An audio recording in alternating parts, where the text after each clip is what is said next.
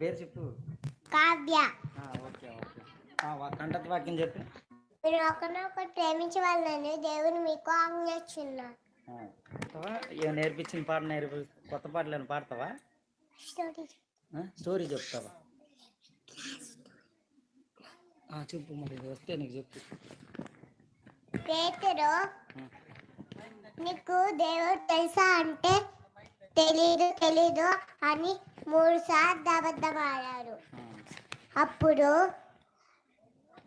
వలేసిన చేపలు రాలేదు. దేవుడు వలేయమంటే వలేసారు, బోల్డన్ని చేపలు వచ్చినాయి. అప్పుడు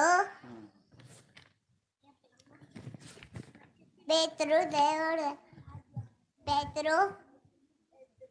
నువ్వు నేనంటే ఇష్టమే దేవుడు. పేతురు, నా గొర్రెలను చూసుకుంటావా అన్నాడు.